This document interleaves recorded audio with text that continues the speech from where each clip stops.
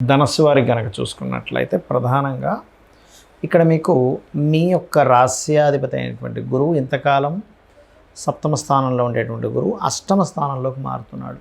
అయితే అష్టమ స్థానంలో మారినటువంటి గురువు ధనభావాన్ని చూస్తాడు. దీనివల్ల కలిగే ఫలితాలు ఏమిటి? మరియు చంద్రుడు 12వ స్థానంలో ఉంటూ 12 రాసులు తిరుగుతాడు. ఈ నెలంతా ఈ జూన్ మాసం అంతా కూడా అర్ధాష్టమ శని నడుస్తుంది. 3లో రాహువు, పంచమ స్థానంలో కుజుడు ఉన్నాడు ఆలోచన స్థానంలో. మరియు అదే కుజుడు 21వ తేదీకి 6వ భావంలోకి వెళ్ళడము, 6వ భావంలో ఉండేటువంటి రవి సప్తమంలో 16వ తేదీకి మారుతాడు. సప్తమ స్థానంలో ఉండేటువంటి ఈ బుధ శుక్రుడు అష్టమ స్థానంలోకి 9వ తేదీ అష్టమ స్థానంలోకి, మరి 23వ తేదీ బుధుడు కూడా అష్టమ స్థానంలోకి మారుతున్నాడు కర్కాటక రాశిలోకి, భాగ్యంలో కేతు.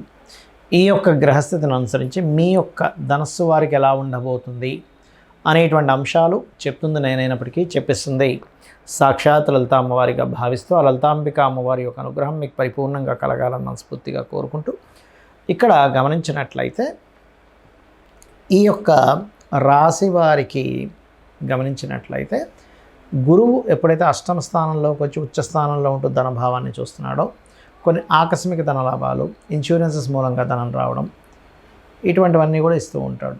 అయితే ఇక్కడ 3వ భావంలో రాహువు ధైర్యాన్ని, పరాక్రమాన్ని, కొన్ని విషయాలు ధైర్యంగా నిర్ణయం తీసుకోవడం, కొన్ని విషయాలు డేరింగ్ వల్ల మీకు కలిసి రావడం జరుగుతూ ఉంటుంది. కాకపోతే అర్ధాష్టమ శని యొక్క ప్రభావం ఉన్నందుకు 4వ భావంలో మీరు ఏదైనా ఒక ప్రాపర్టీ కానీ, వాహనం కానీ, గృహం కానీ తీసుకునేటప్పుడు ఖచ్చితంగా 1కి 4 సార్లు ఆలోచించి తీసుకోండి.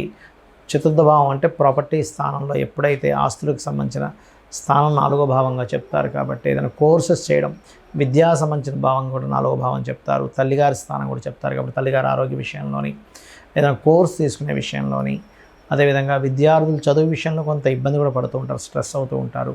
ఏదైనా ప్రాపర్టీ తీసుకునేటువంటి విషయాల్లో కొద్దిగా జాగ్రత్తగా ఉండాలి. కాకపోతే పంచమ స్థానంలో కుజుడు ఉన్నందుకు 21వ తేదీ వరకు అక్కడ ఉంటాడు కాబట్టి 21వ తేదీ వరకు కొంత స్నేహితులతోని ప్రేమ వ్యవహారాలు, సంతానంతో తెలియని కొంత ఘర్షణ వాతావరణం ఉంటుంది. కాకపోతే సంతానానికి కొంత వాళ్ళు లైఫ్లో సెటిల్ అయ్యేటువంటి యోగం కూడా కలగనుంది.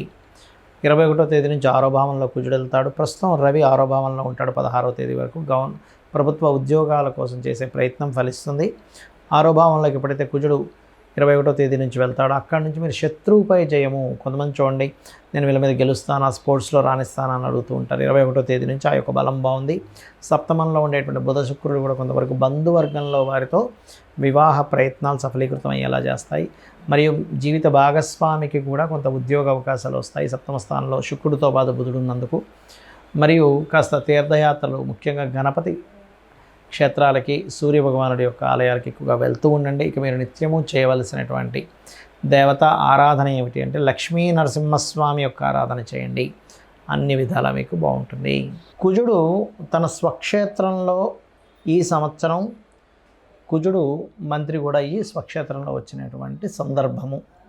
దీని మూలంగా ఏంటంటే ఒకటి, పర్యావరణ సంబంధంగా మీరు ఒక 100 సంవత్సరాలు వెనక్కి వెళ్ళినా సరే ఎప్పుడూ చూడనంత విపరీతమైనటువంటి వేడిని, ఉష్ణాన్ని పుట్టిస్తాడు.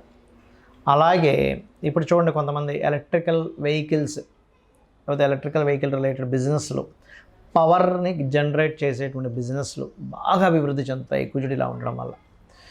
అదేవిధంగా మరొక విషయం ఏంటంటే అందరికీ కూడా అన్ని రాసుల వారికి మీనరాశిలో శని ఉన్నందుకు ప్రధానంగా మీరు తీసుకోవాల్సిన ముఖ్యమైన జాగ్రత్త ఏమిటి అంటే మీరు ఏదైనా ఒక నీటిని తీసుకొని తాగేటప్పుడు కానీ, నీళ్ళల్లోకి వెళ్ళేటప్పుడు కానీ కొద్దిగా జాగ్రత్తగా ఉండండి. ఎందుకంటే ఇక్కడ నీటి మూలంగా, జల మూలంగా రోగాలు వచ్చే సమయం అంటారు దీన్ని. కాకపోతే గురువు ఎగ్జాల్ట్ అవుతున్నాడు. కాకపోతే ఏంటంటే ఇక్కడ శని యొక్క ఎనర్జీస్తో ఎగ్జాల్ట్ అవుతున్నాడు అక్కడ. అయితే ఎప్పుడైతే ఎగ్జాల్ట్ అవుతాడో కొన్ని కొత్త మతాలు కూడా పుడతాయి ఈ కాంబినేషన్స్ వల్ల, గుర్తుపెట్టుకోండి.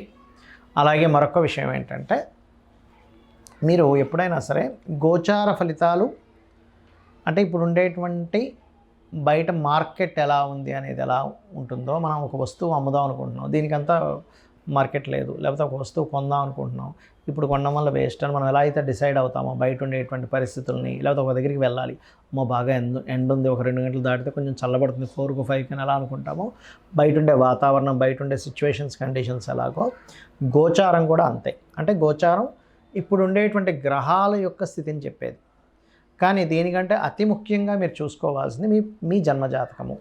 అంటే మీరు జన్మించినప్పుడు మీరు ఏ తేదీని జన్మించారు, ఏ నెల, ఏ సంవత్సరం, ఏ సమయం, ఏ ప్రాంతం, ఈ 5 అంశాలు తీసుకొని మీరు జన్మించినప్పుడు ఉన్నటువంటి లగ్నాన్ని బేస్గా తీసుకొని లగ్నం నుంచి 2 ఛాయాగ్రహాలైన రాహుకేతువులు, మిగతా సప్తగ్రహాలు ఏవైతే ఉంటాయో అందులో కొన్ని మనకి చంద్రుణ్ణి ఉపగ్రహం అంటారు, రవిని మనకి స్టార్ అని చెప్తారు. That is different case. But ఇక్కడ ఏంటంటే టెక్నికల్ వర్డ్స్ ఏవైనా కూడా ఈ గ్రహాల యొక్క ప్రభావం మనకు ఉంటుంది కాబట్టి ఇందులో లగ్నం నుంచి 12 భావాలు ఎలా ఉన్నాయి, మీరు పూర్వజన్మలో చేసినటువంటి కర్మ ఏ రూపంలో మీకు దాని యొక్క ప్రభావాన్ని చూపిస్తుంది.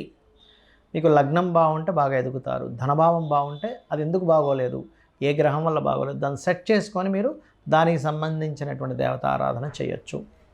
అదేవిధంగా 3వ భావం అన్నదమ్ములతో ఉండే రిలేషన్, 4వ భావం మీ యొక్క వస్తు వాహన గృహ ఎడ్యుకేషన్ రిలేటెడ్, సంతానం ఎందుకు కలగట్లేదు, 5వ భావం ప్రేమించడం ద్వారా ప్రేమ వ్యవహారాల ద్వారా ఇబ్బంది పడుతున్నారా. అదేవిధంగా 6వ భావం రుణ రోగ శత్రుస్థానం, అంటే ఏమిటి, మీకు ఎందుకు హెల్త్ ఇష్యూస్ వస్తున్నాయి, ఎందుకు మీరు ఎక్కువ అప్పులు పాలవుతున్నారు, దాన్ని ఎలా మీరు నిర్మూలించుకోగలరు అనేటువంటి ఒక స్పష్టమైనటువంటి అవగాహనని, స్పష్టమైన ఆన్సర్ని జ్యోతిషాస్త్రం చెప్తుంది. అదేవిధంగా మీకు వచ్చే పార్ట్నర్స్ ఎలా ఉంటారు, పార్ట్నర్ ద్వారా మీకు స్ట్రెస్ ఉంటుందా, చక్కగా వాళ్ళ ద్వారా మీరు మంచి సుఖాన్ని పొందుతారా అనేది 7వ స్థానము 12వ స్థానం చెప్తుంది. ఇదంతా కూడా వాళ్ళేదో శత్రువులై మీ మీద దాడి చేయడం మనం ఇంకోటి కాదు, వాళ్ళు కావాలని చేస్తే వాళ్ళ కర్మ వాళ్ళు అనుభవిస్తారు. కానీ ఇదంతా మనం ఆస్ట్రాలజీ అనేది ఏమిటంటే జ్యోతిషాస్త్రం అనేది పూర్వజన్మ కర్మ సిద్ధాంతాన్ని, నువ్వు పలానా కర్మ చేసావు కాబట్టి ఈ యొక్క కర్మ ఈ రూపంలో వస్తుంది, దీన్ని నువ్వు యాక్సెప్ట్ చేయడము లేదా పలానా మంత్రం ద్వారా పలానా నామస్మరణ ద్వారా క్లియర్ చేసుకోవడం ఎలాగా అనేటువంటిది. అదేవిధంగా వృత్తి, వ్యాపారము, ఇన్వెస్ట్మెంట్స్, విదేశాలకు వెళ్ళడము, ఆకస్మిక సంఘటనలు ఇవన్నీ కూడా మీ జన్మజాతకంలో ఉంటాయి. అయితే వీటన్నిటికీ కూడా మనం ఊరికే ఏదో ఏలినాటి శని వచ్చేసింది లేకపోతే కాలసర్ప యోగం ఉందని భయపడడానికో భయపెట్టడానికో జ్యోతిషాస్త్రం కాదు. మీరు ఇలా ఉంది కండిషన్ కాబట్టి దీన్ని మనం ఎలాగ తగ్గించుకోవాలని చాలా చిన్నది, రూపాయి కూడా ఖర్చు పెట్టకుండా ఇంట్లో కూర్చొని చక్కగా ఇంట్లో కూర్చొని లలిత చేసుకుంటే ఇవన్నీ కూడా క్లియర్ అవుతాయి. అందులో మేజర్గా కొన్ని ఉంటాయి. ఇప్పుడు వివాహం అవ్వట్లేదు, చాలా సింపుల్గా పార్వతీ పరమేశ్వర్లకి వివాహం అయినటువంటి ఘట్టాన్ని మీరు తలుచుకుంటూ ఓం కామేశబద్ధ మాంగళ్య సూత్రశోభిత కందరాయ నమః చేసుకోండి, ఖచ్చితంగా వివాహ యోగం కలుగుతుంది. అలా కాదండి వివాహం అయింది కానీ మాకు ఎక్కడా కూడా మా ఇద్దరికీ సఖ్యత లేదు, చాలా ఇబ్బంది పడిపోతున్నాం, అసలు ఒక్క నిమిషం ఉండలేకపోతున్నాం, కానీ కలిసి ఉండాలి, సిచ్యువేషన్స్ విడిపోయాలో లేవు అన్నప్పుడు మీరు ఓం శివకామేశ్వరాంకస్త శివా స్వాధీన వల్లభాయ నమః.